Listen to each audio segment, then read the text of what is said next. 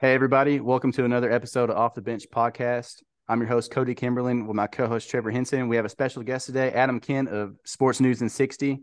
Adam, tell the people a little bit about yourself. Yeah, first of all, thank you guys for letting me join. You guys got a great thing going on, so I'm really proud to be a part of this. Essentially, I just cover all sports. I'm a huge sports fan. I grew up in Florida, but I was born in Detroit, so unfortunately, I root for all the Detroit teams. So I got a lot of heartaches, but hopefully, this is the year for the Lions. So other than that, I got four kids and pretty much take care of them and talk about sports. So let's go over the AFC South. Good to hear. I'm high on the Lions this year myself. Dan Campbell's, if I played for any coach on earth, he would be the guy that I'd want to play for. I We're hope going to jump so. into our comment section question of the day. Who is the biggest bust ever that you've drafted in a fantasy football draft? Trevor, do you want to go first on that one? No. Okay, I'll take over on that one. So, me personally, I haven't drafted many busts. I try to go safe with who I get in the first round, but I got a couple hilarious stories to tell. So one year in our draft, the guy that was in first had the first overall pick, backed out, so we had to pick somebody up on the fly. So my dad, who was in our league, asked one of his coworkers to join, and the guy knows football. He loves football, but he doesn't know anything about fantasy. Didn't know how the app worked and everything, right? So he was on the clock, and first overall pick. It was the year after David Johnson had his monstrous year and was the number one running back. So obviously he was trying to draft him. And Deemer, who's on the videos with us sometimes, was sitting beside me on the couch, and we see Duke Johnson go number one in our fantasy draft, the backup running back for, I think, the Browns at the time. And everybody just looked around at each other and said, "Who the drafted Duke Johnson?" And the guy was sitting right beside Deemer, and thought he drafted David Johnson. So that's something that we always laugh about. And we have one more that is from our story, the same exact year. Andy, who is Trevor's brother, was our defending champion, and it was his turn to draft. He drafted Andrew Luck, and on the TV in front of all of us, 5 minutes later, Andrew Luck retired live on national television during our draft, which was the funniest thing we've ever seen. So that was his biggest bust. And in the same year, the next pick he drafted in second round, he drafted Antonio Brown, who went crazy. So, our defending champion had the roughest, championship lag ever. So, Adam, do you have any big draft busts that you've ever had? No, not really. Usually, like you, I play safe, but I feel like every time I've taken Alvin Kamara, I just get really burnt. Him and Michael Thomas. I feel like I just got to stay away from the Saints for some reason. I Yeah, always get burnt with those two I guys. feel you. They're always a sexy pick to make, but it just never turns out the way you want it to. All right, we're gonna jump straight into the AFC South. We're gonna try to go over all four teams today in today's episode. We're gonna start off with the Texans. Trevor's gonna cover them a little bit since he's a hometown Houston native. Trevor, what you got for us on the Texans? Um, well, of course, they got a young quarterback with CJ Stroud, so we're gonna have a first-year quarterback this year. We did make a pretty big move getting Will Anderson as well from Alabama in the first round shortly after that, so that's promising too. And plus, with all the new changes they've been going through, as far as the coaching staff with D'Amico Ryans and the staff he's brought in under him on the offense side and defense side seems very promising. Of course, it's still a very young team, but it's very probably we already have Damian Pierce. He proved what he could do last year. Stud. Uh, I'm optimistic about him continuing to do that. We got Singletary behind him now to help with any of the workload as well, so it's not all put on him. So the odds are kind of long, but it's kind of tough to wager on them this year, but there is a lot of promise. It's just a lot of unknown. Like you could be very hopeful, and if things click where they need to, I could see them making a pretty good long run this year. I mean, as far as the record goes with them, I'm predicting more of like a 6-11 type record, Okay. on more on the low end. The Texans are me, but they are young. I don't expect them to come out being elite, but you never know. I'd love if they go past that. I'm just not giving myself high expectations right now. Gotcha. Just what the years they've just came off of. Uh, Okay. But that's my take on the Texans. See, and me personally, I think that they're a lot closer than you think they are to being a contender. I don't think they're Super Bowl contenders just yet, but I think that they're a possible wild card team, a one and done. Make it to the playoffs, get beat horribly, but I think they could sneak into a wild card game. I think that CJ Stroud out of all the quarterbacks is the most league ready right now. I know that I said the other day that my favorite is Anthony Richardson out of the draft class, which a lot of people love him just based on how he looks. Like he just looks like he's going to be a stud. But I think CJ Stroud, given his body type, his ability to throw the ball, I think he's the most ready. If your rookie corner is his second year now, Derek Stingley Jr., I believe, is who y'all got last year. He didn't have a good. He was the lowest rated rookie corner last season, even though y'all took him high, which is kind of crazy. But if he makes a good jump and plays like he's supposed to, I think that y'all could sneak into a wild card. What you got for us, Adam? Yeah, funny. I had the Texans at 6-11 myself, so we're thinking right along the same lines. I think what the Texans have is like they have a very underrated offensive line. They made a bunch of moves, and obviously they have Tunzel, who's a beast, but they made some good moves. I feel like the offensive line is going to be good. And like Stroud, obviously being a Michigan boy, man, even though we beat him twice, he killed Michigan both times. That boy can throw. So, like, I think they'll be a 6-11 team as well, but it's no shock if they were better because I feel like the AFC South is the weakest division in the league right now. Yeah, I agree. I agree with you on that. You're looking at what are you looking at? You're looking at two rookie quarterbacks. Yeah, Trevor Lawrence and a 35-year-old Tannehill. So exactly. Or if Tannehill struggles, they're going to Will Levis, who might have just some. as bad. Three rookies. So, Yeah. yeah. Okay. Which I have we'll get into that. No, go ahead. What's up? No, About no, Will no, Levis no. We'll and get into Giants? that. Okay. Yeah, we'll get into that. Okay. One thing I want to do real fast before we move on is we're gonna put Trevor on the spot for just a second. We're gonna go down the list and see who he thinks is gonna win a couple of these games, these bigger games. So, week 1 at Baltimore, who do you got? You're the Texans. Ravens, easily. Okay. First home game against the Colts. Anthony Richardson versus CJ Stroud. Texans. Okay. At Jacksonville against the Jags in Duval. Kind of have the Jags possibly winning the South Okay. this year, so I'm gonna go with the Jags. Gotcha. What about Pitt versus Pittsburgh? That's at It's a home. toss-up. I feel like Oh, the Texans could pull something like that out. I do too. I think that The CJ Steelers Stroud are can pick it. they're not a bet, but they are a team that works hard. They got a good coach, Mike Tomlin. I mean, he's a hard worker, so it's a tough. They won't give up. That's for sure. I'll give Texans. I'll go with Texans. I give it. Okay. So you got sitting 2-2 already. What about at Atlanta? It's at Mariota and Desmond Ritter, I believe, are the two QBs there. Mm, And my boy Bijan. that is a tough one. I think I'm gonna go with the Falcons on that. Okay. And last one before the bye week, at home against New Orleans. That's such an unpredictable team this year No. with the new coach and everything. I mean, if they don't lose Kamara, I mean, obviously they're a better team. Say that they are Best. Kamara-less. They're probably going to be Kamara-less. So let's talk Kamara-less Saints. And let's go. Looking at everyone else they're playing. Go with the. I'm gonna go. I mean, of course, I want the Texans to win more than 6 games, so I'll go with Texans on that one. That's what I'm talking about. It's unpredictable. At Carolina, Bryce Young, Yeah, CJ I'm gonna Stroud. go with Panthers. I'm big on Bryce Young having the better year. I think the Panthers overall are better than the Colts and the Texans. Then they're But moving. it's a toss up. It is. I think CJ Stroud could outduel him just because of that you should have took me thing. You know what I mean? Oh yeah. Versus Tampa Bay. If they can get their quarterback situation, They won't.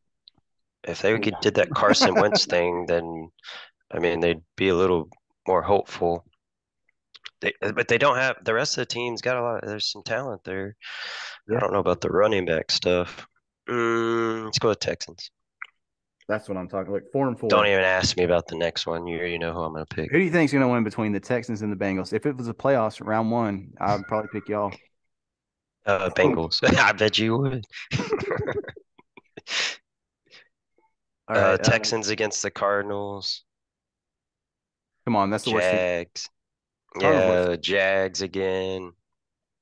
I think the Broncos are going to be a lot better with Sean Payton this year. I kind of want to go with the Broncos. Okay. And then Jets. I did see an update today that Dalvin Cook is trying to go to the Jets. Hey, that's what I'm. Just Oh, like, I don't know. That hurts yeah, Brees Hall pretty Yeah, bad I though. saw that. it does hurt Brees Hall, but it's pretty much like I was saying yesterday in the video. You already got him at With 5 wins right here. Like going out of that Jets game, you have him already at 5 wins. You said 6-11. You don't think that you guys could beat the Titans, the Browns, or the Colts in those last 4 games? You see what I'm saying? Like y'all are a sneaky playoff team. That's a Yeah. sneaky Yeah, playoff team. we definitely don't have as hard of a schedule as the Titans, or not Titans. I think it's the Jaguars have a harder schedule. I think they Jags got don't to have the play like hardest. they have Yeah. to play like the Chiefs and some others this They have to year. play the other first in the division teams. Those last So four they games are winnable. I feel like if they're in contention, they can win those last four. That's what I'm saying. Like if they're playing That's hard and they're true. wanting to make it in, they're a They sneaky could be playoff team. they could be a 9-win team easily if they really got some things going. Yep. One injury Yeah, from one of the other once you teams. look at the schedule like that, then you start getting a little more hopeful. I know. It makes you happy to be a Texans fan this year, huh? All right, let's Oh move yeah. on. Let's move on to let's go Jaguars here. Let's go ahead and move on to the Jaguars. Adam, we're gonna have you cover them for us today. What you got for us? Well, obviously with all these teams, I think I'd be shocked if the Jaguars don't win the division. I think the only way they probably don't win if something happens to Trevor Lawrence, obviously. But Mm-hmm. I expect huge things out of Lawrence this year. Like I think he's going to be top 5 in the MVP. I'm really big on him. I mean, he excelled last year. Interceptions came down, and then they get Calvin Ridley. So I guess as long as the guy doesn't bet on any games, he should be good to go. And they have a pretty good three-headed monster at receiver. The only thing I'm a little worried about is K. Robinson is suspended for a few games. So as long as their offensive line holds up, I feel like the defense is just going to get better. They're pretty young. Um, you want me to give their record now, or do you want to go one by one? Um, let's go ahead and just do overalls, so that way we try to keep it rolling. What you got Yeah, for us on the I overall? think they're going 11-6. They do have some Okay. tough games. They got like against the Chiefs and Bills and Steelers and San Francisco, so and Bengals. So I feel like there's some tough games. But I think 11-6. I think they sweep the division. I don't think they lose a division game. I don't either. I haven't seen it 12-5 myself. I Yeah, like the addition of Calvin Ridley. I think that's going to be the person that Trevor Lawrence needs to make that next step. yeah. And Uh, actually, I lie. I had them losing the last week of the year against the Tennessee only because I think they'll rest guys and then oh, they'll. that makes a lot of sense because they'll probably already have a division locked up. Yeah, I Yep. figured they would have like 3 or 4 games on everyone. So I actually had them losing just because Mhm. I think they might rest guys. So if they Makes a lot played of the sense. guys, I would have 12-5 as well. Yeah, I agree with you. I think that for the next foreseeable future, for the next at least 4 or 5 years, I think that this is the Jaguars division to lose. Yeah. I think Trevor Lawrence, is showing that he is ascending to that next level. Trevor, what you feel? How do you feel about the Jaguars?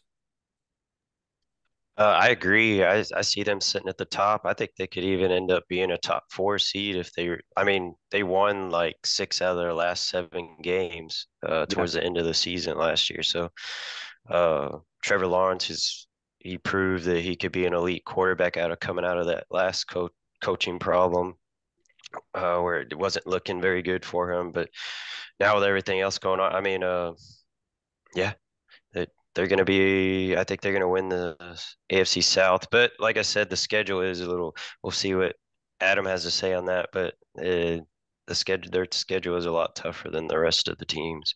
Yeah. So yeah, and I won't get into the other team. And we still got to talk about the Colts and Titans a little more too. Yep.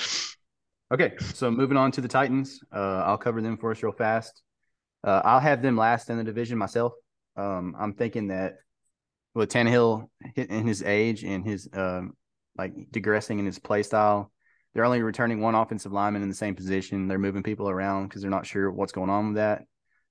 They don't have a true wide receiver one right now. Traylon Burks is from Arkansas. He's where I'm from. I actually watched him playing in high school. He played against the town that I'm from in the state championship game. So I got to see him in person. He's an absolute stud. Almost beat that team by himself. But on the NFL level, I think he's a great wide receiver too. I just don't think he's going to make that transition. He might surprise me. He might surprise a lot of people and be that true wide receiver one. But I feel like their wide receiver core is just lacking too much to make them actual contenders, because this is a passing league now, and without passing, without a true wide receiver one, it's hard to do anything in this league. I think Derrick Henry is going to be a steal in fantasy. One thing I wanted to mention about him before I turn it over to somebody else is Derrick Henry plays the Texans twice in the championship rounds this season. He plays them week 15 and 17, I believe, which would be the first round of the playoffs in the championship game. He averages over 200 rushing yards a game against those people. If he plays the Texans, he averages over 200 rushing yards. So that's something to think about when you're drafting this season, because I know a lot of people try to build their teams that to be able to win in the the championship rounds. So keep that in mind. So what do you got for us, Adam, on the Titans? Yeah, I agree about the Derrick Henry thing. That's a cool nugget about the fantasy playoffs. The only thing that I do worry about is if Henry, he's got a lot of miles on those legs. So I just hope he doesn't get injured. That's the only thing that scares me going fantasy wise. Because I'm a huge Henry fan. I like to draft him a lot, but it's so scary. He's only 1,665 yards away from 10K. So I'm sure that's a milestone he wants to try to get. That's only 30 guys ever got that. So if he can get there, I'm sure he'll be pretty happy. And I'm curious what they do at quarterback still, because obviously Malik Willis seems like he was a bust, and then they got Will Levis now. So I think maybe if they struggle, they probably just bench Tannehill and go to Levis and see what they got in Will Levis. But yeah, I think they'll be maybe a 7-win team, but I wouldn't be surprised if they won 4 games. I feel you on that. What you got, Trev? Yeah, same. Good point on Derrick Henry. That's my boy as well. He's one of my go-to guys every year. I've won plenty of leagues with him, pending if he's healthy. We've had some issues in some years, but even then, he still comes back and he plays. I mean, like he said, I think a lot's gonna still be on Derrick Henry because of the quarterback situation. I still think if they could add Hopkins as a receiver, it would be really nice for them, boost their offense right there. But a lot of it's going to come down to that quarterback situation with Tannehill, and I have a feeling that's the main downfall I see with them. I have nothing against Vrabel as a coach. He's proven he's an elite coach. What he's did with that team, they make it to the playoffs. Pretty much for like 3, I think from 2019 to 2021. Yeah. So, but it's really just like the rest of the AFC South.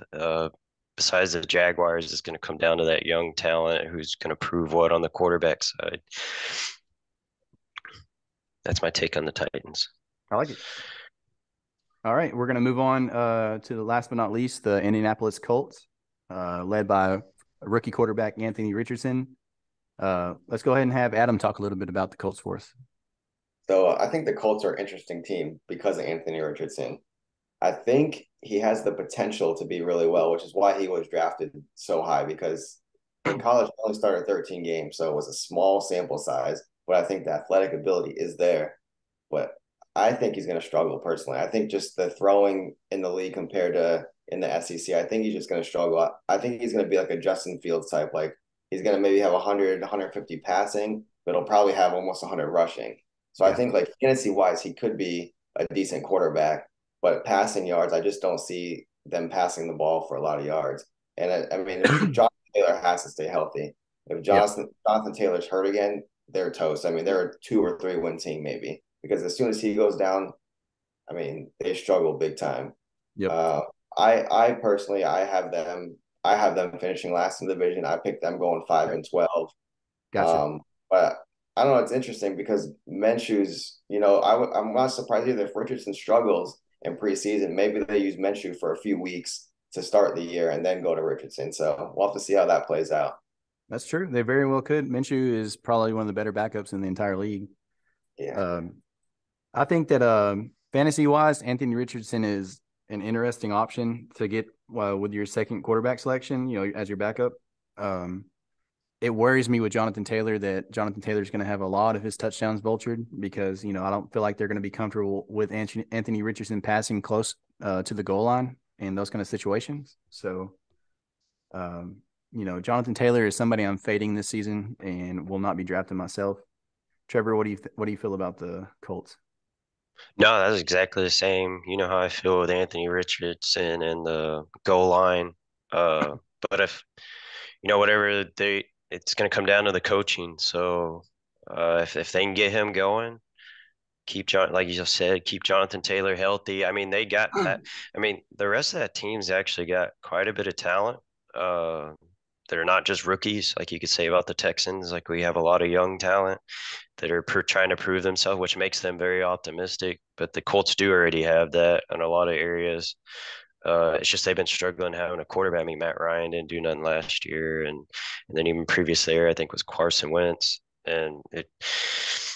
but they do have a favorable schedule, which meaning kind of like the Texans, they don't have as difficult of a schedule as the Jaguars do, and the Titans. I didn't really get a chance to look at theirs, but unless y'all could tell me, but I do know but they have a pretty easy schedule this year too. So we'll see. I mean, it's gonna be interesting seeing. I can't wait to see the Colts and the Texans play. So, but yeah, Anthony Richardson's got a lot of work to do, and Yeah. we'll see. We'll see who comes out on top. Colts wise, it looks like their hardest game is going to be week 14 against the Bengals. And then second hardest to me would probably be week 3 against Baltimore based on who they're playing. No wonder New the England Bengals week do 2. so good. Yep. We do against teams like that. Titans, same thing, week 4 against us. And then it's basically them playing against the AFC North is what it's looking like this season. Yeah, and the AFC Um, South. They play the yeah. AFC South and the AFC North. Yep. So I they have a looked lot at of the fun on their hands. Jaguars. They play the Chiefs, the Bills, the 49ers, the Bengals, and the Ravens. Yeah, It's tough. That's a tough road. yeah. But that's our take on the AFC South. Thank you guys for listening. I want to give a big shout out to our subscribers. We hit 50. That's a big milestone for us. We did it in a little under a week. So thank all of you for doing that. Next video we're going to put out will be on the AFC North and how we feel about those teams. So thank you all. Be sure to like and subscribe, and we'll see you in the next one.